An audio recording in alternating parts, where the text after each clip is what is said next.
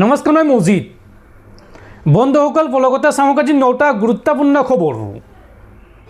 প্ৰথমটো খবৰ, মাটি কিনা বেচাক লৈ মুখ্যমন্ত্ৰী হিমন্ত বিশ্ব শৰ্মাৰ বৃহৎ ঘোষণা। সত্ৰৰ ভূমি ক্ৰয় বিক্ৰয়ক লৈ সদনত মুখ্যমন্ত্ৰী ডক্টৰ হিমন্ত বিশ্ব শৰ্মাৰ ডাঙৰ ঘোষণা।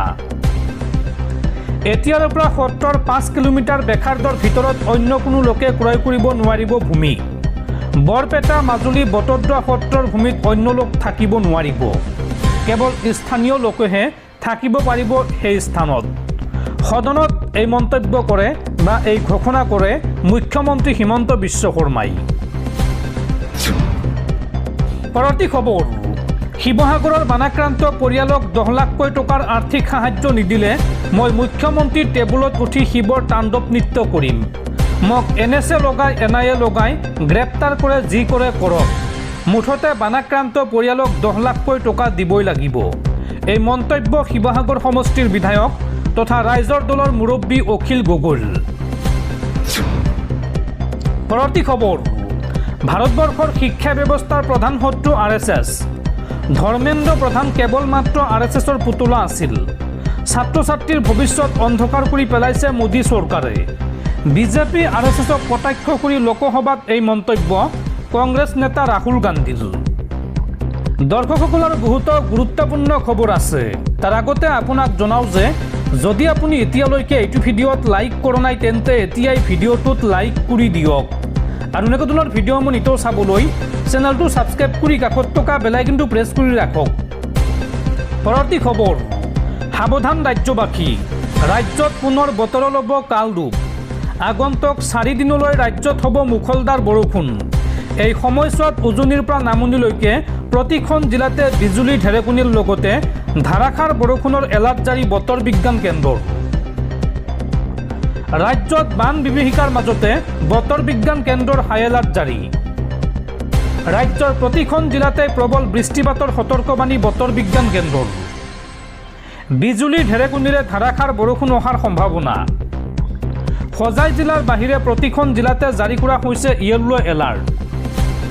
সতৰ্ক হৈ থাকিবলৈ ৰাজ্যবাসীক আহ্বান বতৰ বিজ্ঞান কেন্দ্ৰৰ। বিশেষ জৰুৰী কাম নাথাকিলে ঘৰৰ পৰা ওলাই নাহিব এই সময়ছোৱাত। আগন্তুক 4 দিনৰ বাবে বতৰ বিজ্ঞান কেন্দ্ৰৰ এই সাৱধানবাণী। জনতাক প্ৰতিটো মুহূৰ্তত সজাগ সচেতন হৈ থাকিবলৈ আহ্বান বতৰ বিজ্ঞান কেন্দ্ৰৰ। পৰৱৰ্তী খবৰ, টেলিগ্ৰামৰ প্ৰতিষ্ঠাপক পাভেল দুৰ্বৰ বিৰুদ্ধে আন্তঃৰাষ্ট্ৰীয় গ্ৰেপ্তাৰী পৰোৱানা জাৰি ৰাছিয়াৰ। টেলিগ্ৰামক সন্ত্ৰাসবাদী কাৰ্যকলাপৰ বাবে ব্যৱহাৰৰ অভিযোগ ৰাছিয়াৰ নিৰাপত্তা সংস্থা FSBৰ। পৰৱৰ্তী খবৰ, উজনি অসমৰ বানাক্ৰান্তক অন্ততঃ 6 মাহৰ বাবে বেংক বা বিত্তীয় প্ৰতিষ্ঠানে EMI ৰেহাই দিয়ক। বেংক বা বিত্তীয় প্ৰতিষ্ঠানক এই সন্দৰ্ভত চৰকাৰে দিয়ক নিৰ্দেশনা। এইবাৰ বানপীড়িতক EMIৰ পৰা ৰেহাই দিয়াৰ আহ্বান সৌদৰ্শন ছাত্ৰ সন্থাৰ। বানপীড়িতক EMIৰ পৰা ৰেহাই দিয়াৰ আহ্বান ASUৰ। অন্ততঃ 6 মাহৰ বাবে বেংক বা বিত্তীয় প্ৰতিষ্ঠানে দিয়ক ৰেহাই। বেংক বা বিত্তীয় প্ৰতিষ্ঠানক এই সন্দৰ্ভত চৰকাৰে দিয়ক নিৰ্দেশনা। বানপীড়িতৰ হৈ এই ঋণ পৰিশোধ কৰাৰ দায়িত্ব চৰকাৰে গ্ৰহণ কৰক।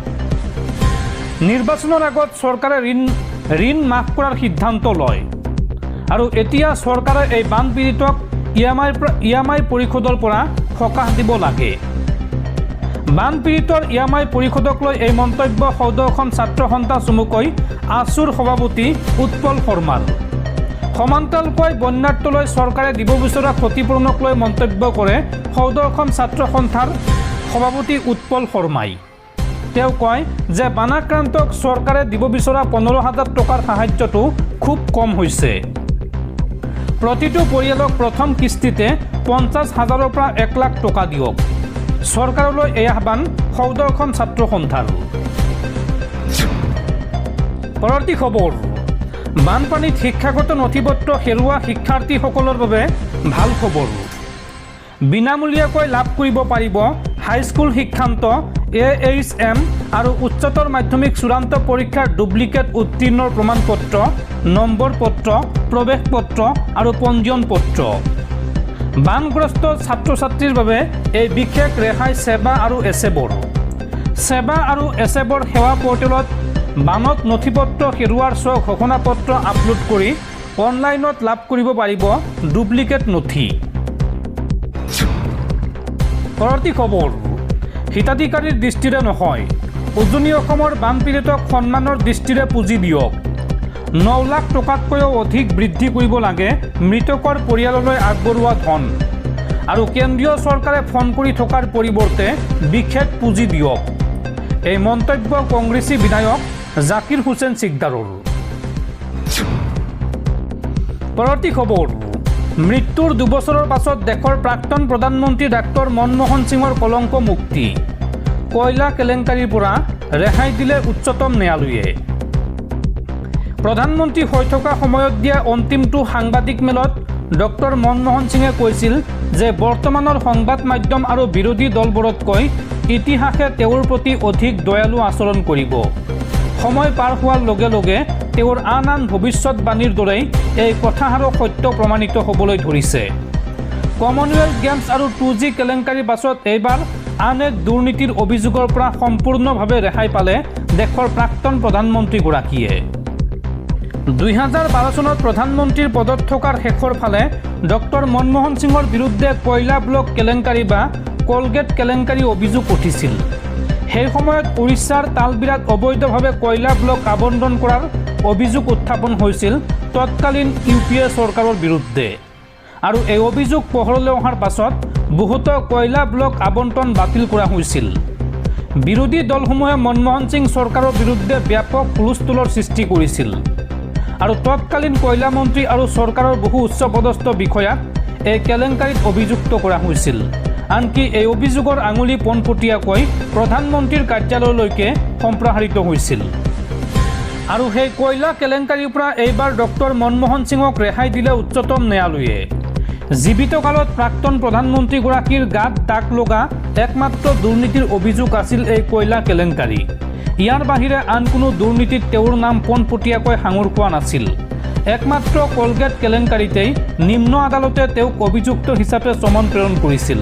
কিন্তু পৰৱৰ্তী সময়ত CBIয়ে তদন্ত কৰি জনায় যে প্ৰাক্তন প্ৰধানমন্ত্ৰীগৰাকীক অভিযুক্ত হিচাপে দেখুৱাবলৈ কোনো উপযুক্ত প্ৰমাণ পোৱা নাই। আৰু অৱশেষত CBIৰ ক্লজাৰ ৰিপৰ্টত মনমোহন সিঙক অভিযুক্ত হিচাপে ৰখা নহ'ল। আৰু উচ্চতম ন্যায়ালয়ে CBIৰ সেই ক্লজাৰ ৰিপৰ্ট গ্ৰহণ কৰিলে।